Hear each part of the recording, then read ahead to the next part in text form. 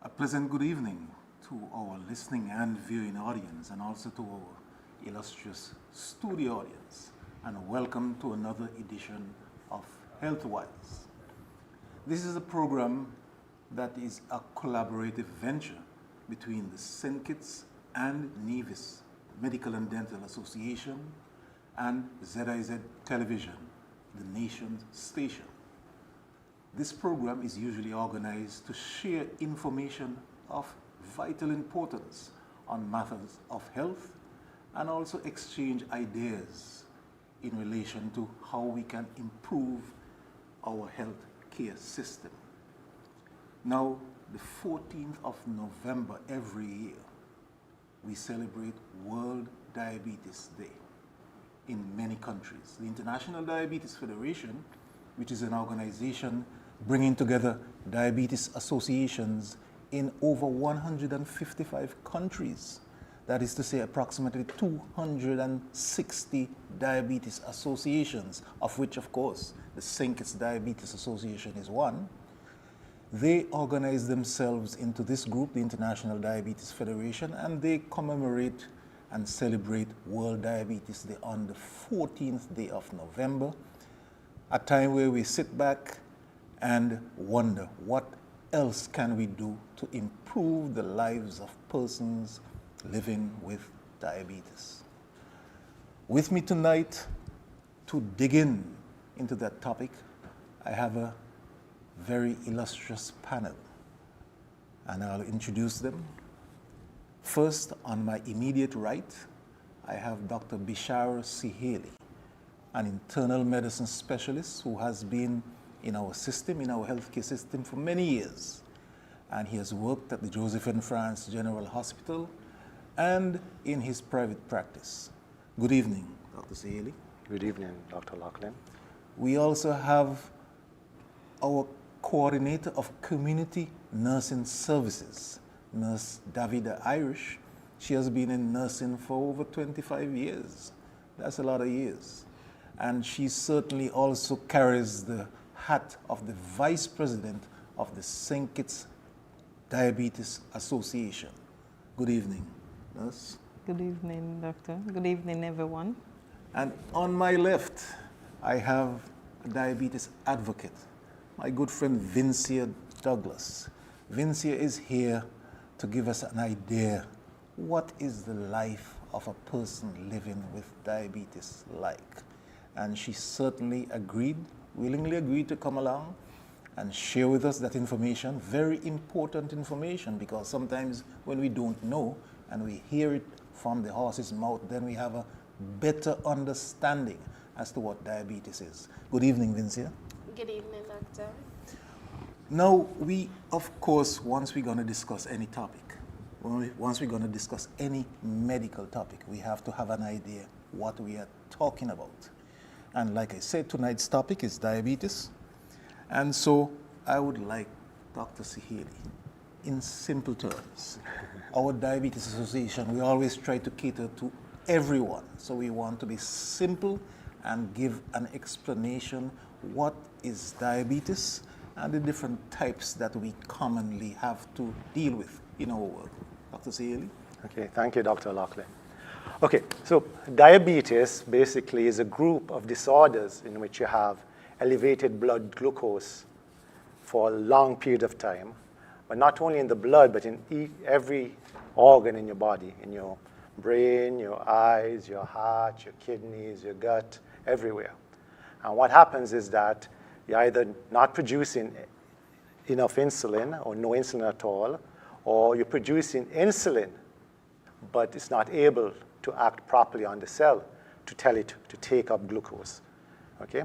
So when you cannot produce insulin, this is called diabetes type 1, in which your pancreas are destroyed by certain autoimmune, it is chemicals in your body that attacks itself, or it can be due to a viral infection, or your pancreas is working, but the cells are not able to take up glucose to do their function. So a good model or image to keep in mind is that you can see insulin like a key. The receptors on the cell like the lock, right? So you have passages that allows the glucose to go into the cell. These are the doors. And once the glucose goes into the cell, you have energy. And when your body has what we call insulin resistance, your body tries to produce more insulin, but it cannot bind to the lock. The doors don't open up, and glucose doesn't go into the cell, so our vitality, our normal function is compromised. And what happens is we have persistent high glucose in the bloodstream, which then distributes to all the cells. Now, that is what's called type 2 diabetes. And this is where we see 95% of our patients. There's a third group which occurs during pregnancy, which we call gestational diabetes. And just remember, once you have a fetus, a baby developing, your body tries to produce more insulin so that more goes over to the baby. But in some people who are predisposed, either because of being obese or genetics or have developing insulin resistance, it stays up higher than normal. And again, you can get the complications, you get that. The fourth group is like a waste paper basket. It's in which it could be genetic, it could be viral, it could be from alcohol drinking, right? It's not due to obesity or lifestyle. And as a result of that, what happens is that glucose stays high for a long period of time. Now the question is, why is diabetes a big deal? So what? My glucose is high. Well, if there weren't any complications, we wouldn't be having this discussion. So diabetes is a big deal because of the consequences and complications of the glucose being elevated for a long period of time. Which we will get into, shortly. We really and truly would want to walk before we run, and I suspect persons would love to get to that stage to know why is diabetes a big deal. But before we get to that, we want to give the audience, the viewing audience, the listening audience, numbers, because numbers speaks a lot about what we call diabetes. From when is it designated to be diabetes? And numbers would give a better explanation as to when are you diabetic, and if you are not, where should you be in terms of your numbers. So you can give us some ideas. We should have some slides which has the information. I'm not sure if those slides have been prepared, but yes. So slide number 2 would, Dr. Saheli would speak to the numbers. Okay, the great. information in relation to diabetes and the diagnostics, that is to say the numbers, the criteria. Right. So this is very important. So what we measure, we are able to manage. If we don't measure it, we will not be managing properly. So we have to know our numbers. And these numbers are very, very helpful. And it hasn't changed for the past 10, 20 years. So this is the best we have, and we should understand what it means. So it's like a traffic light. Green is go, everything is great. Yellow is, okay, you have to be careful. Red is danger zone. Okay, so you don't go over that signal there. So there are 3 ways, or actually 3 ways you can tell whether somebody has diabetes. It's not as if you may be half pregnant or whole pregnant. You either have diabetes, or you have pre-diabetes, or you're normal. So there are 3 ways we can really do that. We can check what your baseline activity is without any stress testing, meaning fasting glucose. Now, if the glucose is less than 100, then it's normal. So your basal repair, maintenance services, you have enough insulin to keep your sugar below that level, right? Now, if it's above 126 fasting, that means it doesn't have enough insulin, or you have more insulin resistance that prevents the insulin from coming down. But if it's in between that, between 101 and 125, then it's said that you have what's called impaired fasting glucose, which is part of the group called prediabetes. Now we can do a stress test on the body.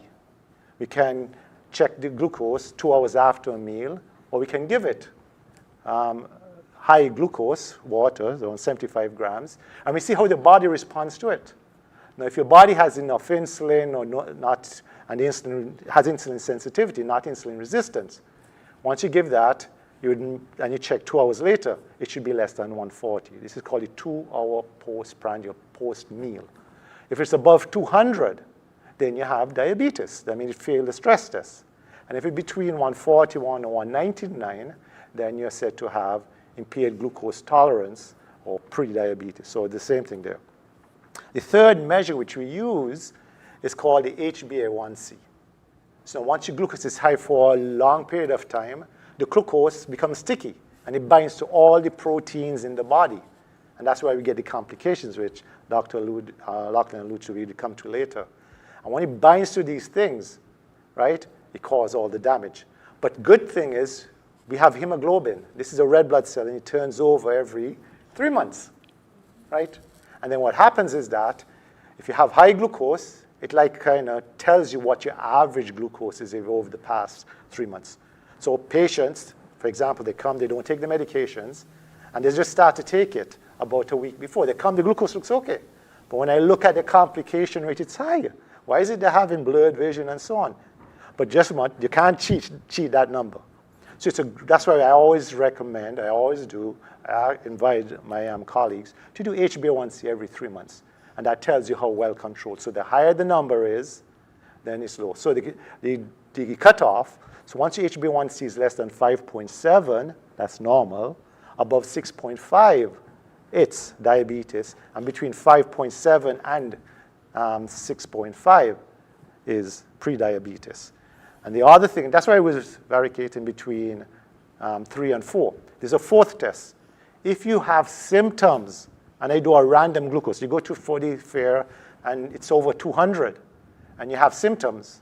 Can I go into the symptoms now? Or no? We actually are going to go into Okay. symptoms here as part of the next question. Okay, but so- it's critically important that persons remember the numbers. Right. Because if you don't know your numbers, you really don't know where you're going. Right. You know, when you're driving a vehicle, they have some new speed cameras right nowadays, and you get charged and you didn't know how fast you were driving. So you familiarize yourself by looking at your, odometer and see exactly how fast you were driving. Similarly, in terms of diabetes, you want to be able to diagnose it, you must know the numbers. So I encourage everybody to become familiar with the numbers, because later on we're going to be able to show ways and means we can do the testing, the home testing. And if you're aware about the numbers, then you can certainly do a lot in terms of the prevention and or even dealing with the problem as it would have arisen. Now, every medical condition is considered to have symptoms. People are diagnosed, for example, when they have a headache, it may be sinus problems. When they have backache, it might be muscle problems. So we are now at the stage where we would like to know, are there any specific symptoms which we can say are affiliated and associated with this disease called diabetes? What symptoms can we look for, Dr. Zahedi? Okay, I'm going to give you a framework so you can understand it. You can take it to the bank. You can explain it to your child, your grandparent, anybody, okay? Now, when the glucose is high, what happens is our kidneys are made to absorb everything. So you don't want to lose glucose in your body. So we pee out, kidneys filter it and it absorbs it. But once it's above a certain threshold, a capacity for absorption, it spills over. And glucose is sticky, absorbs water, so you pee a lot. So one of the first symptoms is called polyuria, that's a medical term, in which you pee a lot. You get up at night, you pee a lot in the day. So once you lose a lot of urine, right, you develop thirst. So another symptom is called polydipsia, thirst, and then you try to drink more water. So this is called polydipsia. But because your body is not absorbing, because the key is not functioning well to turn the lock to get the sugar in, you start to lose weight. So you could be starving internally, but be drowning by high glucose level. So there's a mismatch between what's available and what's going into the cell. So that's weight loss. Now once the glucose is high, it absorbs water, not only to pee, but in your eyes, your lens, and they swell. And as a result, you get blurred vision. Also, you get rusting of the vessels and also the nerves. And you can get pins and needles, numbness on your feet. You can get leakiness of your vessels, which can accelerate kidney failure. And also, you can die from a complication, heart attack, stroke, or even sudden death. Okay? No, that is an interesting plethora of symptoms which I'm sure persons listening, persons viewing would now be contemplating, Yeah, I was peeing fast for the last couple of days. I wonder if, well, with that type of wondering, I think the best thing to do is to go and get it checked. Here we have a plethora of health centers and medical facilities and places where one can go and check. But we have come to our special guest. We have explained what diabetes is. We have spoken about the diagnostic criteria, the numbers which you have to be deemed a diabetic. And we have mentioned some of the symptoms which can make one aware of the possibility of being diabetic. But let's look at it in real life. Here we have somebody, Vincia, our good friend Vincia. I would want Vincia to tell us, how did you come by this diagnosis? Did you notice any of this stuff Dr. Saheli was talking about? Or was it accidental? Was it just by chance you went and had a check? Give us an idea from the beginning, as far as you can remember it. It was by chance. I went to the doctor and my sister, she was like, Dr. Dunton, check her sugar.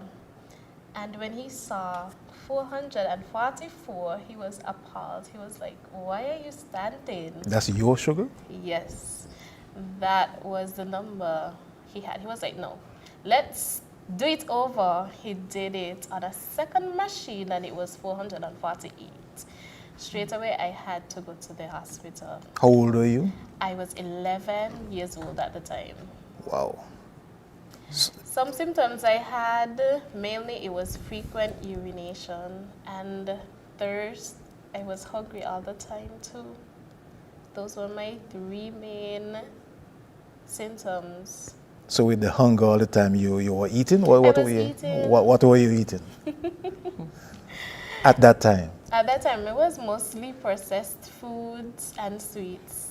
Okay, so you didn't know what was going on. You felt hungry and you nyam what you grabbed, basically. Yes, I did. Okay. And so you were hospitalized at that time? I was. How you remember how long you stayed in? No, I don't remember how long. But it was definitely for several days. Yes, it was. And what was taking place in the hospital? You remember what was taking place? You got a lot of dig up and... Of course. There was frequent checking of the glucose, multiple drips. At one point, I had to be on 2 bags at once just to get it down. But It was a bit scary. You don't remember passing out at any stage, though? No, I don't. Oh, you were in any pain at that time? wasn't, actually. I was operating as a normal child would operate. Just the extra pain and Yes. hunger and so on, but you thought, you didn't realize something big was going on? No, I didn't. Okay, so after exiting the hospital at age 11, I must admit that's a very young and tender age, did your life change in relation to the approach to this new thing you discovered when you were in the hospital? Was any change implemented in your life that you remember? Because it's hard to remember. I can't even remember what I had to eat yesterday, And so when you were 11 years old, you remember what happened after coming out of hospital? I do. Diet for sure was changed. I had to learn how to give myself the injections. Exercising, which to this day I still don't do that much, unfortunately. But yeah. Okay, and what about the collaboration with close family members and friends? Because we think that, if you have good, close linkages with persons around you, that helps a lot. Did you have that kind of support? I did have that support at home and at school. It really helped a lot. Did you know anybody at that time in your age range with diabetes? You knew anybody? No, I know that my mother had it. Oh. No one in age range. And you were living with her at the time? No, I wasn't. But you don't know if she was using insulin at that She time? was using insulin. So you all had any conversations about it? No, not really. I saw how she used to inject herself and You learned the technique? yes, I did. And you attended the clinics, I guess, at that time? I did also. And at the time, were you testing? Yes. Were you taught how to do the testing? Did you have a machine? Yes, I did. I And- went through the whole works. I saw nutritionist and so forth. You know, one of the things we often find with, especially with young diabetics and patients in general, is this fancy word we call compliance. That is to say, you get the information, and instead of running with it, you don't always follow the advice given. Would you tell me tonight, the 10th of November, 2025, that you were compliant in the beginning? If I said that, I would be lying. Okay. I was very much known for being non-compliant. I was in and out of the hospitals constantly for a few years. If I recall well, sometime after your diagnosis, I think I encountered you when the St. Kitts Diabetes Association had a camp. And the idea at the time was to try and teach youngsters, young diabetics, how to live with diabetes in terms of the eating, in terms of the drinking, in terms of exercise. And we had organized a camp in Old Road, I think it was, in the community center. Yes, I remember. You know, it was just for the Easter weekend, and we had hoped for a repetition of that particular camp, but unfortunately the problem was a venue. But do you think that it made a difference? Do you think you learned anything at that camp? I do think it makes a difference, and there was much more to learn and to even be around other persons who have the same disease as I do. It was also an eye-opener. For you at that time? Yes. Okay, and your schoolmates at the time, you know, you had any issues with them? Did they know? They didn't. They I didn't. wasn't one to go around and say that I had such a disease. Or you prefer to keep it to yourself? I did. But ultimately, any one of them, your close friends, found out? Maybe In school? a few years down the line. Oh, okay, but still in school though? Yes. It didn't create any problems for you, did it? To be honest, not much. Some persons would just kind of look at you different in the sense that, oh, she got a disease and may want it. There was a stigma around it, and I think that's because they didn't really understand the disease itself. And you hear disease and it's like, oh, it's something that you can get. Okay, stick up in there. We're gonna take a short break for station identification, you know, to get our socks dried. And when we come back, we're gonna continue our discussion on the topic of diabetes. Don't change that dial. And we can't ignore the future, it depends on you and me. One chance, all that we got. One voice, together we stand. Take care, the world where we live, permite a todos vivir. Tomamos la oportunidad para guardar la humanidad. And I must leave no one behind because we are one climate, one Caribbean. One climate, one Caribbean.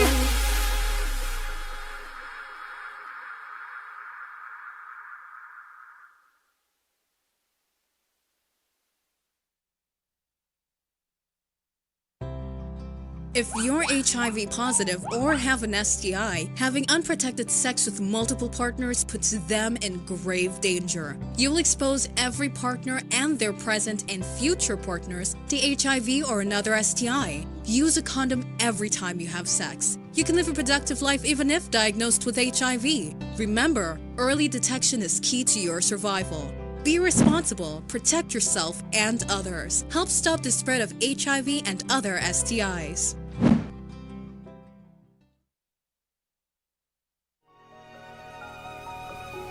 What did you mean earlier about climate change, Mom? Well, when I was your age, I remember beautiful coral reefs and healthy beaches. The summers weren't as hot as they are right now, and the rainy season meant that it only rained when it was supposed to. And then what happened?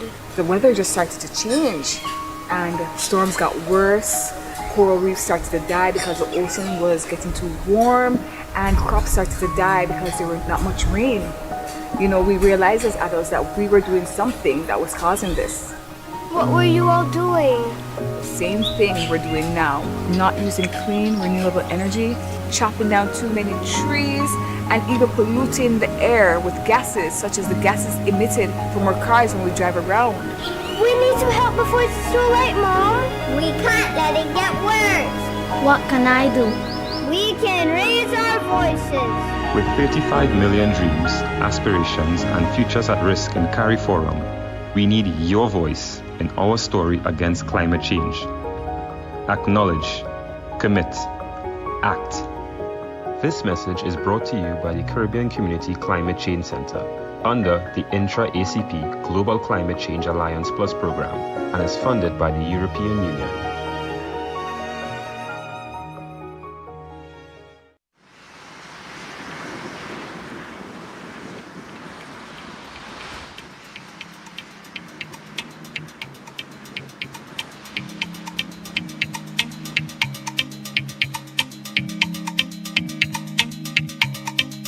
We will never give up the fight. Feel the temperature rise, storms intensify.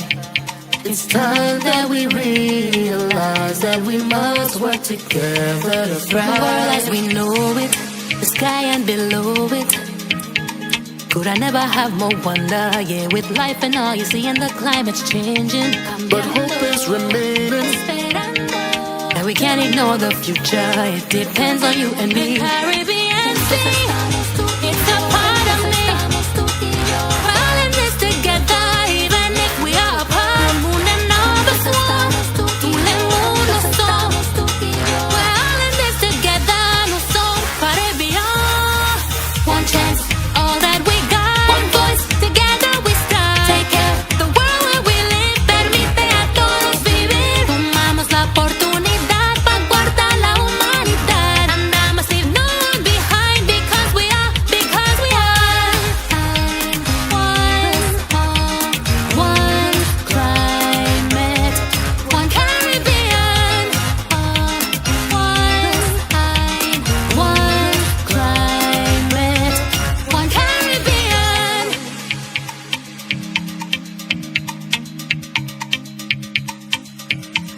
Nous en dépendons tous, notre planète. Je n'ai pas imaginé un jour un monde sans vie. We're never losing, as long as we're moving towards a better future. It belongs to you and me. Let's be persistent, We'll be resilient. we're all in this together, even if we are apart. Y todos sabemos que todo lo que hacemos, we're all in this together, afecta nuestro mundo. One chance, all that we got. One voice, together we start. Take care, the world where we live. Permite a todos vivir. Tomamos la oportunidad para guardar la humanidad. And I must leave no one behind because we are one climate, one Caribbean. One climate, one Caribbean.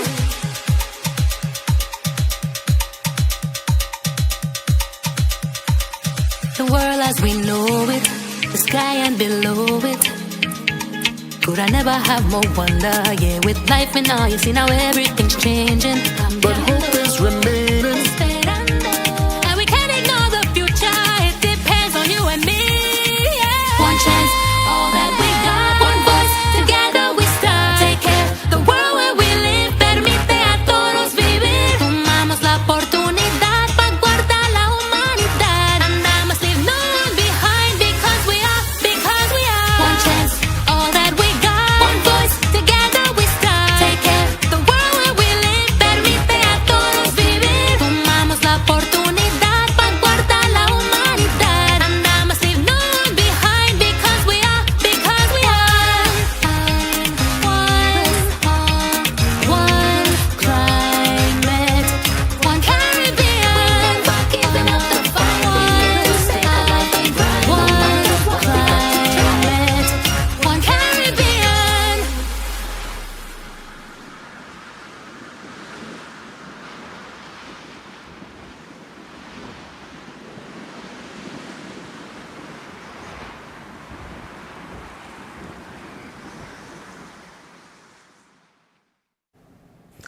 Welcome back to Healthwise as we commemorate and celebrate World Diabetes Day.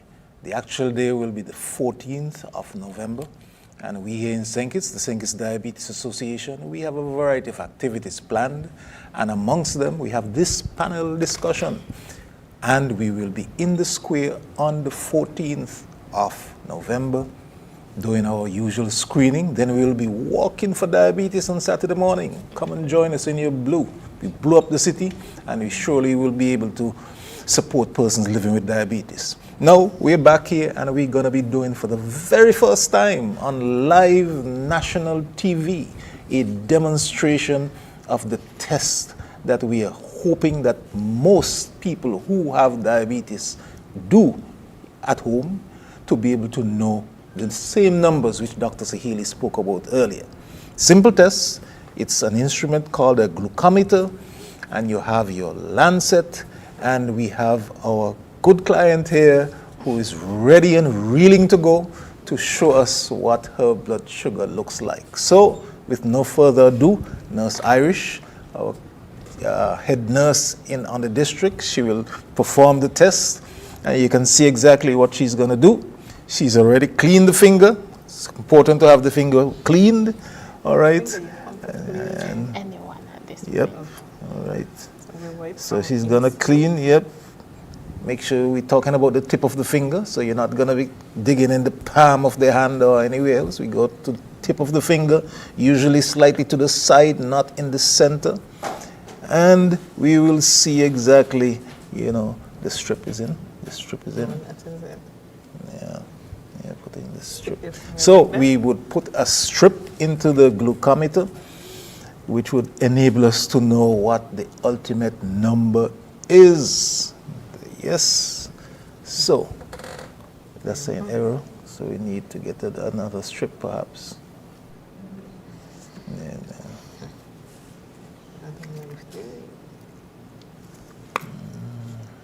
that sometimes happens, that sometimes happens. You do have cases where one may not give you what you want.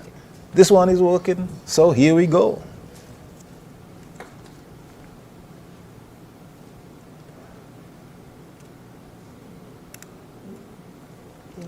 No, I didn't. Yeah, that's on 4. Okay, we want to make it as comfortable as possible. So she probably did it very lightly first, but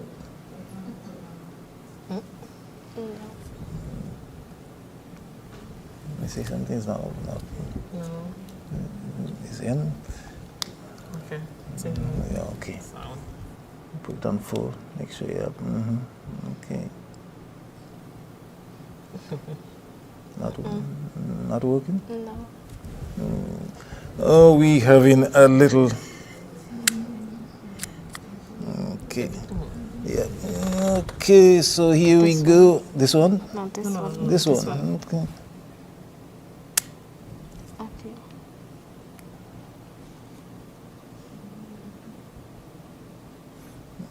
Okay, so you use your cotton, all right? Use it. Yep. And what we got? 91.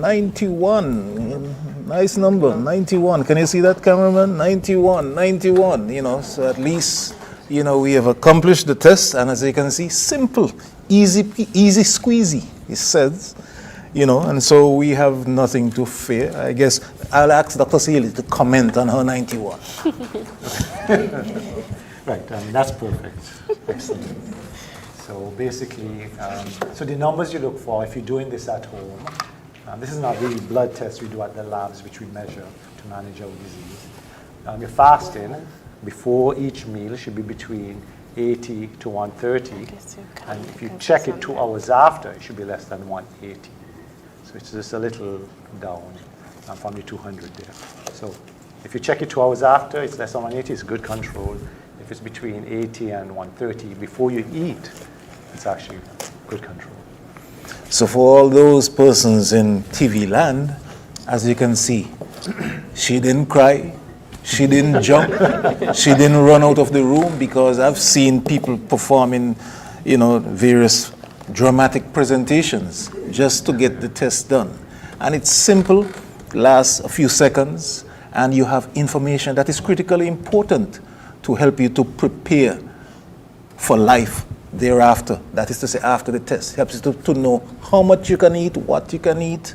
If you need to eat urgently, that's critically important information in the management of diabetes. So while we get Nurse Irish back to her seat, we're gonna now discuss complications. We already know that diabetes can do quite a bit to persons if it is not well controlled, and Dr. Saheli was raring to go on the complications earlier, but we wanted to take it slow and make sure that complications, if they do set in, they set in much later on in life, and also much later on in our program.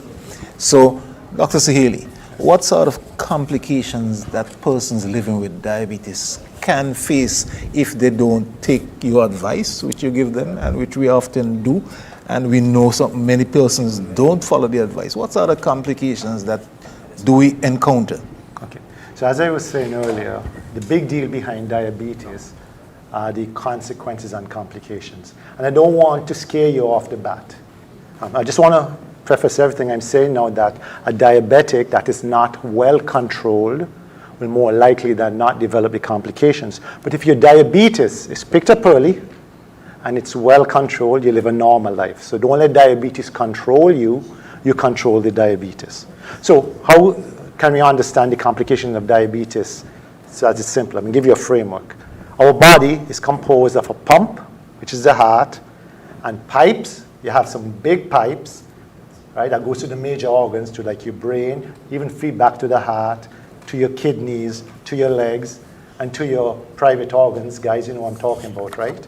And you also have small pipes that go to your eyes, it goes to your kidney, and it goes to the small vessels in your nerves, right? So when you have high glucose for a long period of time, you affect the big pipes, we call it atherosclerosis. You can get a stroke. You can affect the heart. If you block up the arteries in the heart, you can get a heart attack. You can get poor circulation to the legs, and then you can have poor circulation that can go on to gangrene, in which we have to, right? It can also affect the small vessels in the eyes, in which you can become blind. It can affect the small vessels in your kidney.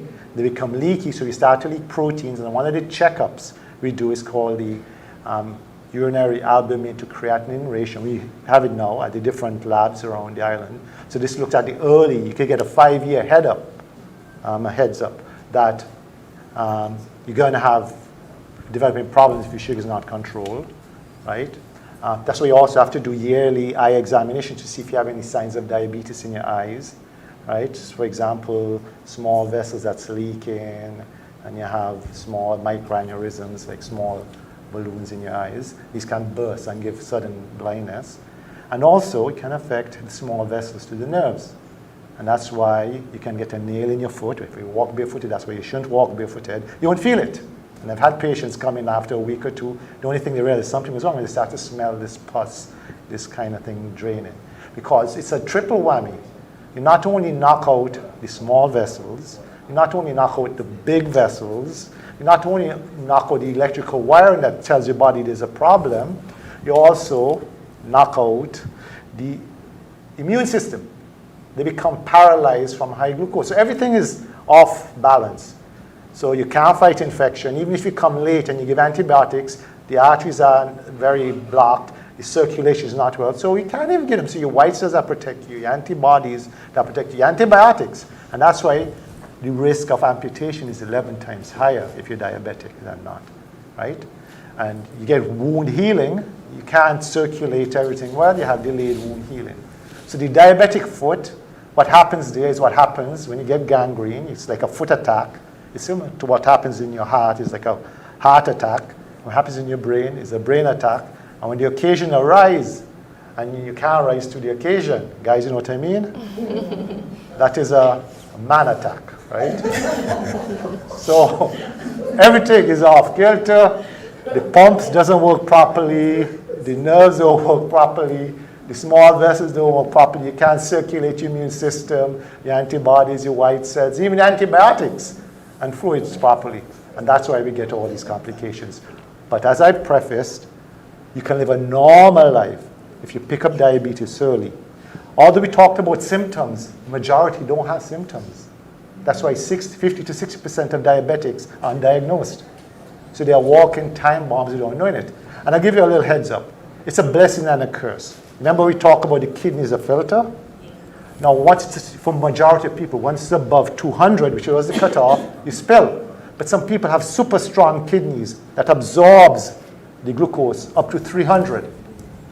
So you can go up to 250, 299 without spilling off. So they don't have the pain a lot, the thirst, the weight loss, the hunger, the blurred vision. So they don't seek medical attention. So that's why we recommend if you're above 40 or if you have a family history or if you have obesity or a sedentary lifestyle, always get annual checkups. So we can do your HbA1c and we look at your other risk factors that can come together with diabetes like hypertension, high cholesterol, and other risk factors that work together. So don't let these conditions control you. You can control. And I guess you don't know what you don't know. And that's why we are here to help. Yes, so that is quite a comprehensive explanation in relation to the potential complications that one can face when diabetes is at the doorstep of various persons. One of the complications Dr. Saheli spoke about was the diabetic foot, which in the world of International Diabetes Federation we refer to it as the D-foot. And the International Diabetes Federation, we as the St. Kitts Diabetes Association, we belong to that organization. And they assist various associations with various projects. The diabetic foot is a major condition, of course, as was explained a while ago. And so we put forward a proposal from our region some 2 years ago to get some assistance in being able to detect early signs of the diabetic foot. Dr. Saheli spoke about the nerve damage and sensation is gone. He spoke about the circulation issues and so on, and circulation is poor. So with the approach from the International Diabetes Federation, we were able to get some funding to carry out a project, a D-foot project it was called, and 5 countries in the region were selected. St. Lucia, Dominica, Montserrat, St. Kitts, and Antigua. And the idea was to have a diabetic foot specialist come to our countries and do training with the first line persons who interact with diabetics. Here in St. Kitts, those first liners are the district nurses. Those nurses work in the health centers because still a large number of our diabetics attend the health centers because it is free, and accessible. There are quite a number of health centers around the island. And so that project was done here in St. Kitts, and I want Nurse Irish, who was integrally involved with that project, to give us a little insight as to what it looked like, because it was organized by the St. Kitts Diabetes Association in collaboration with the International Diabetes Federation.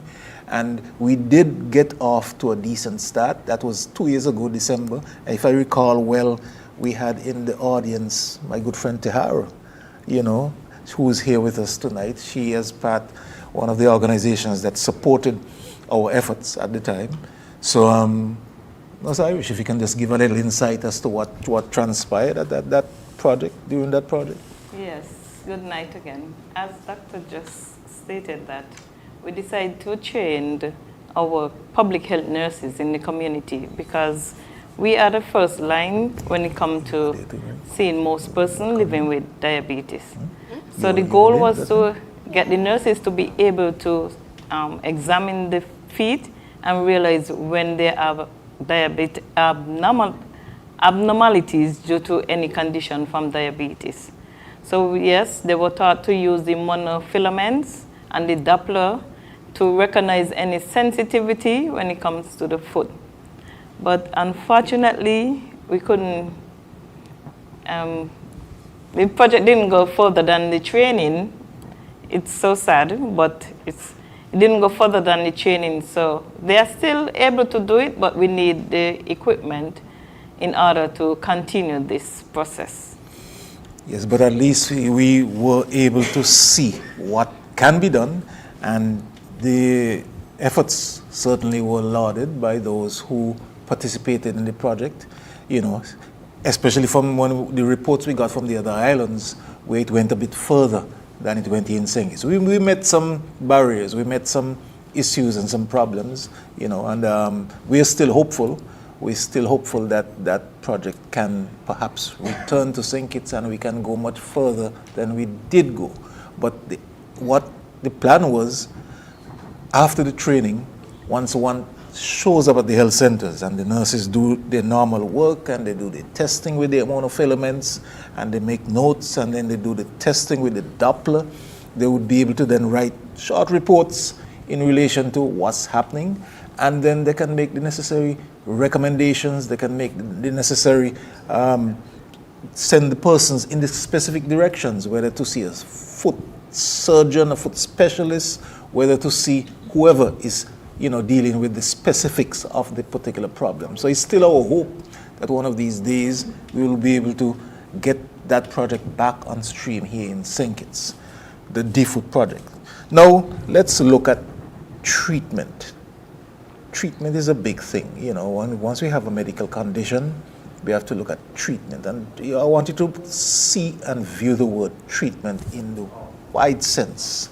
Treatment does not only mean what you throw into your mouth or what you dig into your arm, you know, and I'm sure Dr. Saheli would like to hear that, because, you know, we have long discussions on treatment, and treatment for him starts, the T starts here and the other T goes down to the very end. It's wide. So Dr. Saheli, let's look at treatment and options and so on. What would you consider to be the treatment packages that we can look at? Okay, as shown on the screen, we can divide them into three categories. Treatment is management. It's not just drugs. We're not just legal drug pushers, right? So we start upstream and we look at lifestyle changes. And I would like to push non-pharmaceutical measures first off, right? Because we have a good understanding of diabetes, and it has to do with our lifestyle. Whether we have control over our lifestyle choices is another issue, but we can discuss that later or at a different venue. So first, what you do is you eat healthily. Cut back on your processed food, right? Eat more whole food, plant-based diet. The fiber, we know, is very important, right? So the ultra-processed food, they're missing the fiber. And we know the fiber feeds your gut. And when your gut is happy, they release fatty acids. We call it short-chain fatty acids. It's a little technical. But guess what? It stimulates your body to produce a chemical, a hormone, which is called GLP-1. Have you heard of Ozempic and things like that? Mm. So that's how it works. You can get your natural Ozempic by eating a whole food diet that's full of fiber, okay? I know the pharmacists don't like to hear this. Competition. So ITAL, natural food, I think, is the way to go. But for some people who are very, very high risk, we don't have time to eat healthily and reduce or remove the complications. So we may have to jump on board very quickly with these high-cost modern miracles, okay? So eating healthily, also you have to exercise, right? Not to go to the gym. Now we know that just walking 10 to 15 minutes after each meal actually helps to bring the sugar down. This is something we just discovered over the past 2-3 years. Our calf has a pump system that actually helps to drive glucose into the cell. You don't need insulin. And one of those things that it can help to flatten the curve so that after you eat, it doesn't go too high. And it's up and down, it kind of normalizes it. Sleep is very important, because our body does house cleaning. It clears out all of the sticky glucose in the brain and so on while we sleep. So regular, consistent 7 to 9 hours sleep is important, because your body can heal itself, right?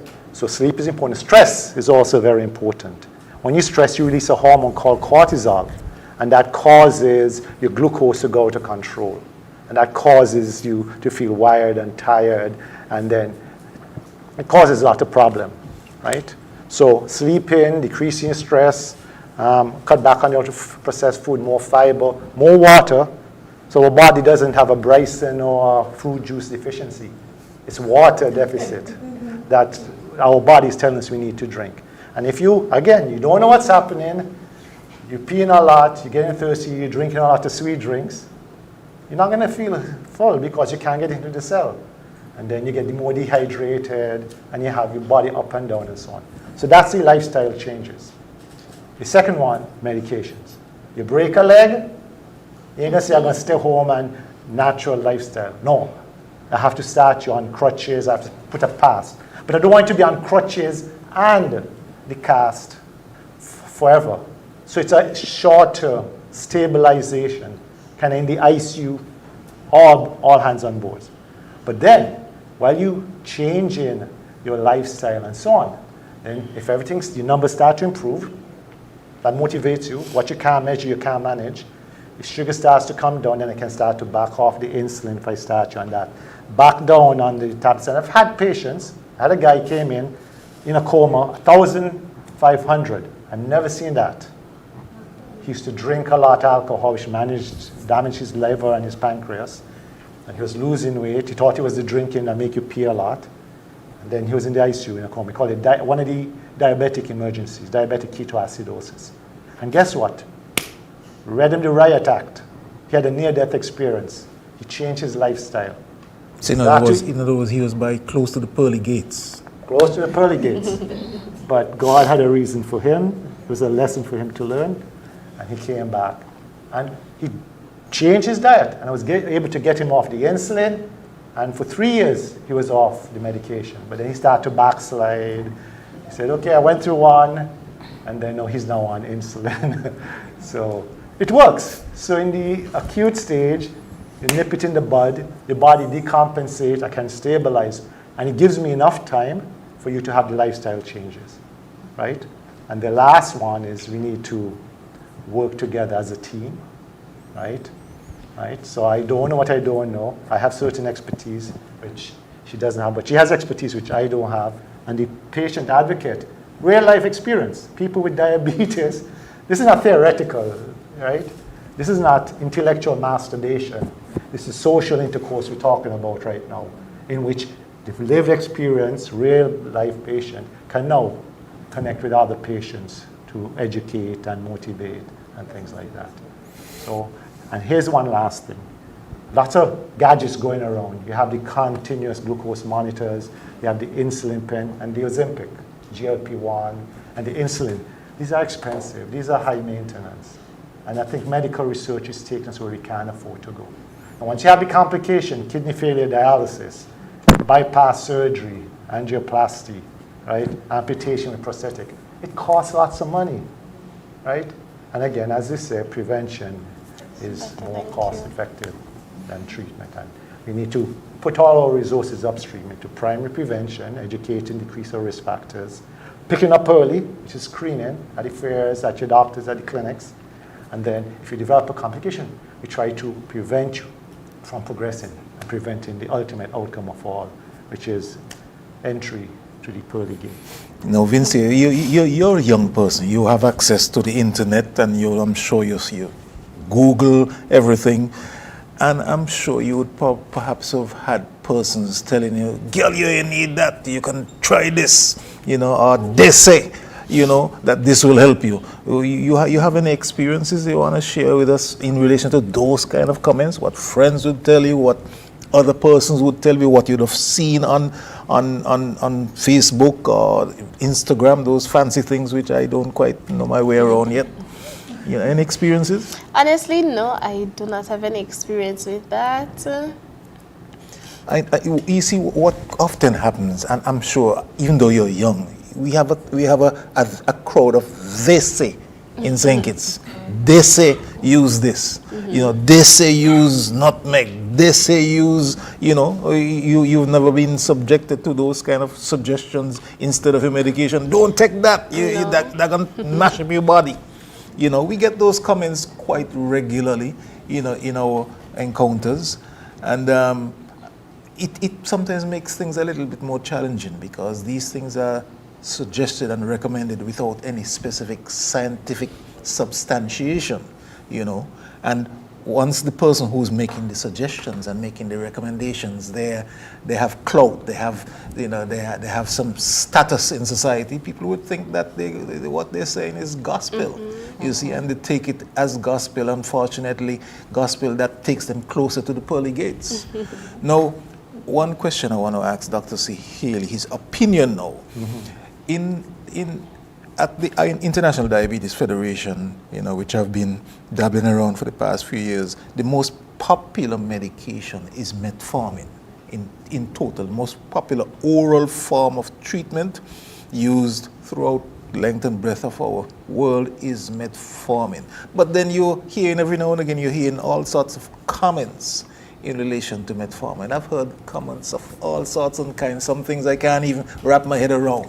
What's your opinion in relation to metformin and its use? Right, so we follow the guidelines directed medical treatment advice, and we know that all the evidence that has been done over the years has shown that the majority of cases of type 2 diabetes are due to obesity, the metabolic syndrome, the insulin resistance. And we find that metformin works to decrease it, and it has shown to be very helpful. The problem is that they find that long-term metformin use can lead to B12 deficiency, and in certain conditions, when you have kidney problems or you have sepsis or you have a liver disease, it creates a condition called lactic acidosis that can make things worse. So the majority of cases, if you don't have any of these liver disease, kidney disease, drink alcohol heavily, and you don't have any sepsis, then it's safe to use it. So it still has a role, and all the guidelines up so far has recommended metformin to be one of the first line.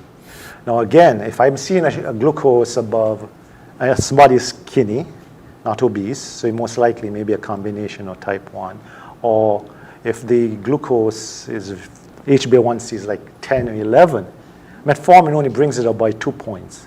So in that case, I would be negligent from not starting like either the insulin in the early stage to stabilize or the oral hypoglycemics. So these are valid concerns, but that's what we're here for. If you're not sure, then have the discussion with your primary care physician or your pharmacist. Okay, we're gonna take another break at this time, where we will have, our station identify itself and have the sponsors, give us some messages. And when we come back, we're gonna start wrapping up. We're gonna entertain any suggestions from our studio audience, any recommendations, any ways to improve how we carry out our work as an association. So don't change the dial. We'll be right back. It's time that we realize that we must work together to thrive. The world as we know it, the sky and below it. Could I never have more wonder? Yeah, with life and all you see and the climate's changing. But hope is remaining. And we can't ignore the future. It depends on you and me. One chance, all that we got. One voice, together we start. Take care, the world where we live. Permite a todos vivir. Tomamos la oportunidad para cortar la humanidad. And I must leave no one behind because we are. One climate, one Caribbean. One climate, one Caribbean.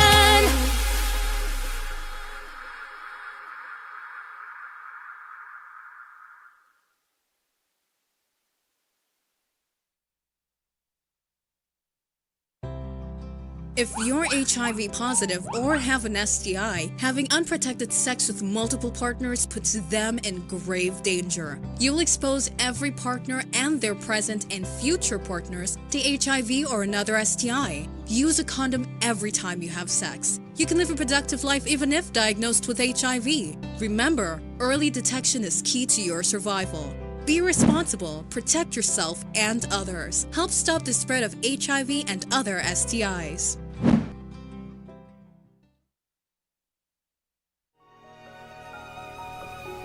What did you mean earlier about climate change, Mom? Well, when I was your age, I remember beautiful coral reefs and healthy beaches. The summers weren't as hot as they are right now, and the rainy season meant that it only rained when it was supposed to. And then what happened? The weather just started to change, and storms got worse. Coral reefs started to die because the ocean was getting too warm, and crops started to die because there was not much rain. You know, we realized as adults that we were doing something that was causing this. What were you all doing? Same thing we're doing now. Not using clean, renewable energy, chopping down too many trees, and even polluting the air with gases such as the gases emitted from our cars when we drive around. We need to help before it's too late, Mom. We can't let it get worse. What can I do? We can raise our voices. With 35 million dreams, aspirations, and futures at risk in CARIFORUM, we need your voice in our story against climate change. Acknowledge, commit, act. This message is brought to you by the Caribbean Community Climate Change Center under the Intra-ACP Global Climate Change Alliance Plus program and is funded by the European Union. Okay, welcome back. As we wrap up our program for this evening on the topic of diabetes in celebration of World Diabetes Day, we're going to go around the table and get final brief comments from each of our participants. Vincia, starting with you. I just want to say thank you for the opportunity of having me here, and I hope that persons that are in my age group or just older would take this information and use it wisely. Thank you. Ms. Irish?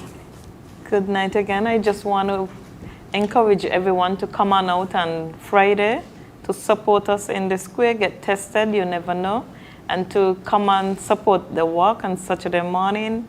The walk starts at 6 a.m., 5:30 is warm-up, 6 a.m. we start the walk. It's from the War Memorial up to Central Bank. We're going to go along the Bay Road up to Central Bank, around the roundabout, back to the War Memorial. So please come on out and support.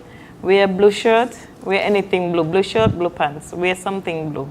Thank you. Dr. Saheli? Okay, thank you again for inviting me to be on the panel. Okay, so 2 take-home messages. Know your numbers. What you can't measure, you can't manage. And 2, don't let diabetes control you. You control diabetes. Just remember, an acronym, it's last thing here, TLC Cube. That's my secret, which I want to give to you. Tender loving care, therapeutic lifestyle change, and transformative life-serving culture. And if we have those together, we have an algorithm, natural AI, not natural AI, natural intelligence for living a healthy life. Yeah, and from me, I just want to say thanks to all the persons who tuned in, and shared every now and again with the association.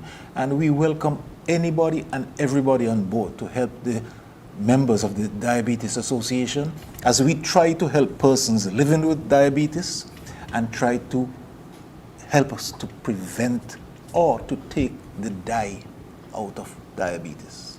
So, good evening and enjoy the rest of your evening.